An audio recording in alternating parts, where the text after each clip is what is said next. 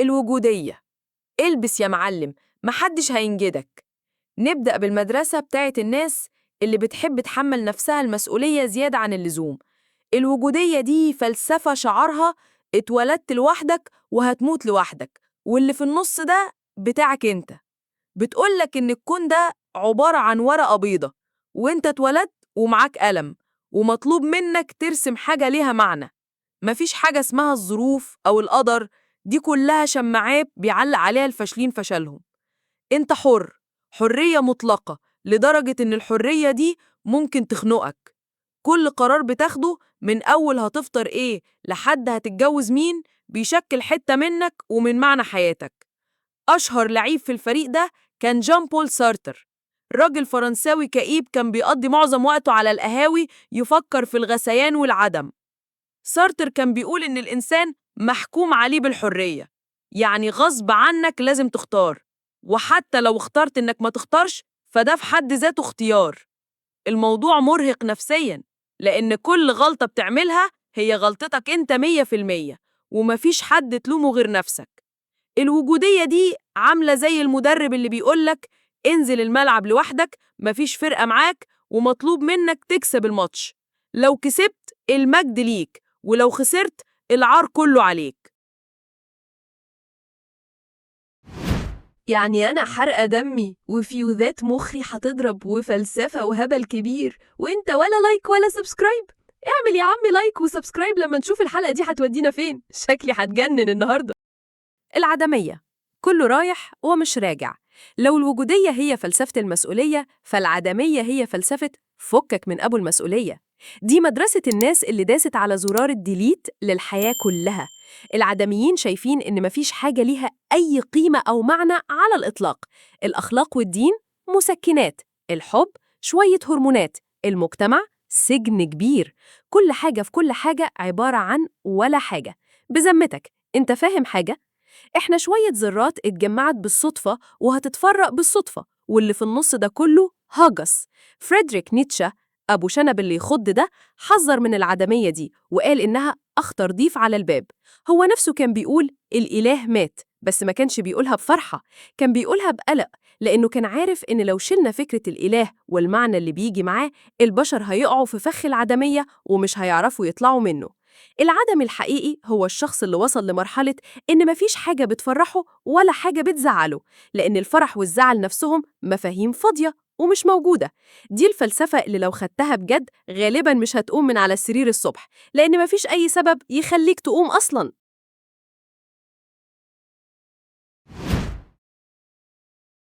الرواقية، فن تبريد الأعصاب. نيجي بقى للفلسفة العملية بتاعت الناس اللي عايزة تعيش في هدوء وسط عالم مجنون، الناس الرايقة فعلاً.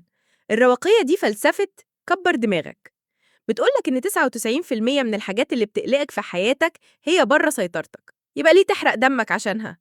رأي الناس فيك، صحتك، الفلوس، السياسة، كل ده كلام هجايص انت ولا ليك أي دخل فيه.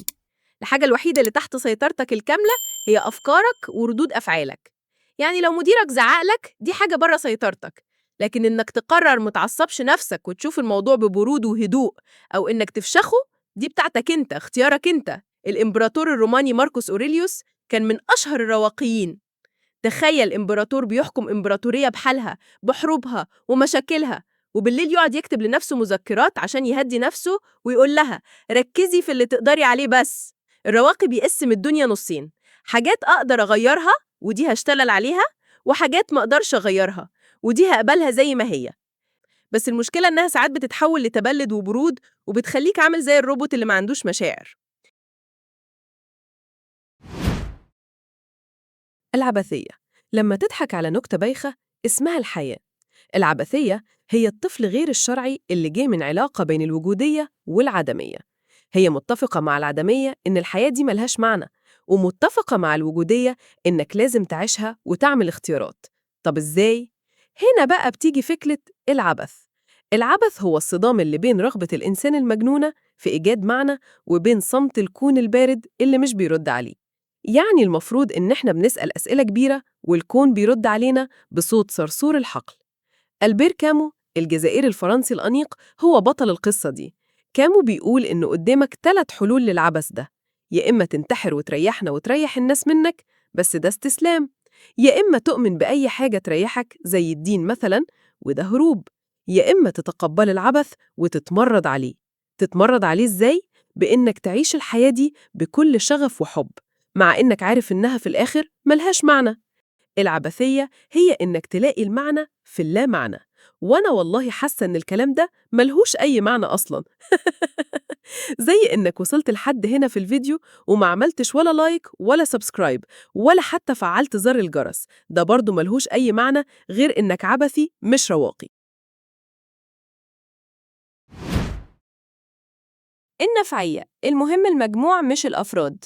دي الفلسفة بتاعت الناس العملية اللي بتحب تحسب كل حاجة بالورقة والقلم. بتقولك ببساطة إن القرار الصح هو اللي بيحقق أكبر قدر من السعادة لأكبر عدد من الناس. يعني الموضوع عبارة عن عملية حسابية. لو حاجة معينة هتسعد 10 أشخاص وتزعل شخص واحد، يبقى الفعل ده أخلاقي، ويتحرق الشخص قصاد مساعدة ال10 التانيين.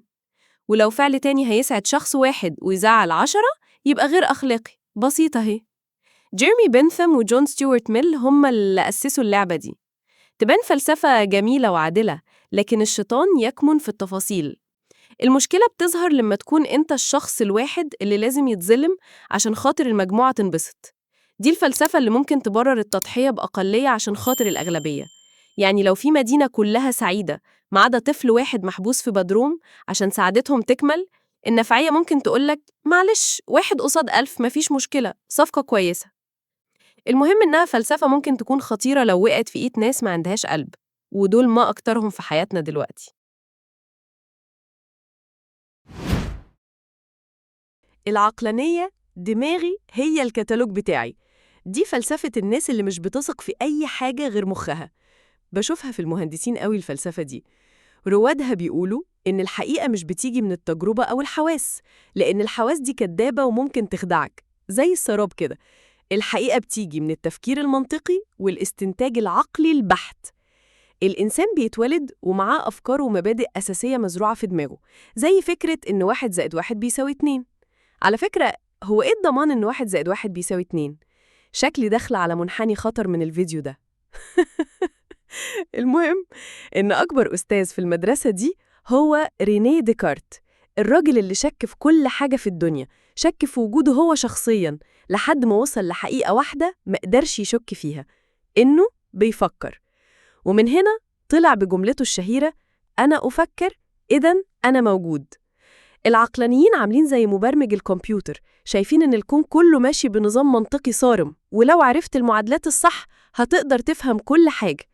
مشكلتهم إنهم بيتجاهلوا تماماً المشاعر والحدس والعواطف، وبيعتبروها مجرد تشويش على التفكير السليم. التجريبية لو ما لمستهاش تبقى مش موجودة. دي المدرسة اللي واقفة على الناصية التانية بتتخانق مع العقلانية. التجريبيين بيقولوا عقل إيه وأفكار فطرية إيه؟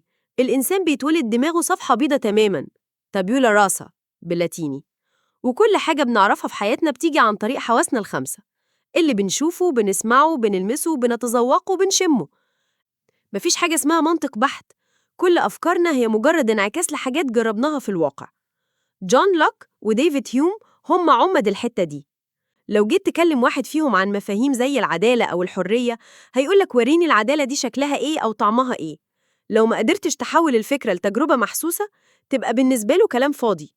مشكلتهم إنهم بيقعوا في فخ إن في حاجات كتير في الدنيا حقيقية بس مش مادية، زي الرياضيات أو حتى المشاعر المعقدة. المثالية، إحنا عايشين في حلم جماعي. استعد عشان دي الفلسفة اللي بتضرب فيوزات المخ، حاجة كده شبه سلسلة ذا ماتريكس بس من غير حباية زرقاء وحباية حمراء. المثالية بتقول إن الواقع المادي اللي إحنا عايشينه ده مش هو الحقيقة الأساسية. الحقيقة الأساسية هي عالم الأفكار والوعي. يعني العالم الخارجي ده يا إما مش موجود أصلاً، يا إما هو مجرد انعكاس لأفكارنا.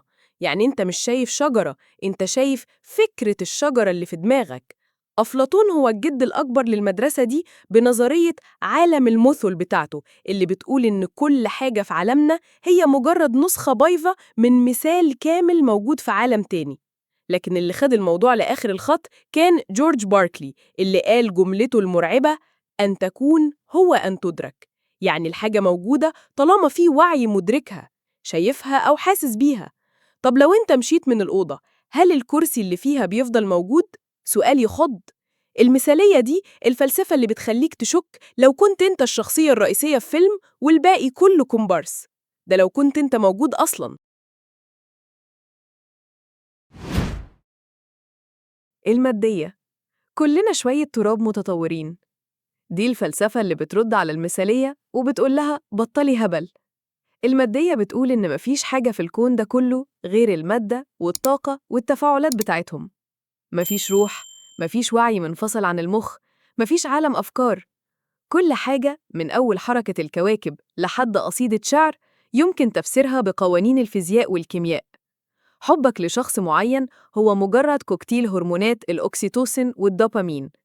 إحساسك بالوعي هو شوية إشارات كهربائية بين خلايا مخك. كارل ماركس كان من أكبر الماديين، وكان شايف إن التاريخ كله عبارة عن صراع مادي بين الطبقات على الموارد. المادية فلسفة مباشرة وصادمة، لأنها بتشيل أي قدسية أو سحر من على الوجود الإنساني. بتحولك من كائن فريد له روح لمجرد آلة بيولوجية معقدة جداً. هي مريحة لأنها بتدي إجابات واضحة، بس مرعبة لأن الإجابات دي غالباً بتكون أنت مش مهم قوي زي ما أنت فاكر. البنيوية، أنت مش أنت جزء من السيستم. نختم بالفلسفة المعقدة اللي محتاجة كتالوج عشان تتفهم. البنيوية بتقولك عشان تفهم أي حاجة لازم تبطل تبص عليها لوحدها وتبص على النظام أو البنية اللي هي جزء منها. يعني عشان تفهم معنى كلمة قطة لازم تفهم علاقتها بكلمة كلب وحيوان وأليف. المعنى مش في الكلمة نفسها، المعنى في مكانها جوه شبكة اللغة كلها. البنيويين بيطبقوا الفكرة دي على كل حاجة. أنت كشخص تصرفاتك وأفكارك مش نابعة منك أنت كفرد حر، دي نابعة من البنية الاجتماعية والثقافية والاقتصادية اللي أنت عايش فيها. لبسك، كلامك، أحلامك، كلها متأثرة بالسيستم اللي شكلك. يعني من الآخر أنت مش بتقرر قراراتك قد ما البنية هي اللي بتقرر من خلالك. دي فلسفة بتشيل من عليك الإحساس بالذنب، بس في نفس الوقت بتسرق منك إحساسك بالحرية والتفرد. بتخليك مجرد ترس في مكنة ضخمة بتلف من غير ما حد يعرف مين اللي بيدورها. وفي الآخر كل الحوارات دي بتوريك إن من ساعة ما الإنسان بدأ يفكر وهو بيحاول يلاقي معنى لحياته، وساعات من كتر التفكير بيوصل لإجابات تصدع أكتر من الأسئلة نفسها. يمكن الحل في الآخر إننا نبطل فلسفة شوية ونطلب الأكل. بتحب الشاورما تومية زيادة؟ لو عجبك الفيديو ما تنساش تعمل لايك وسبسكرايب وتفعل الجرس علشان يوصلك كل جديد من مانيفستو. باي!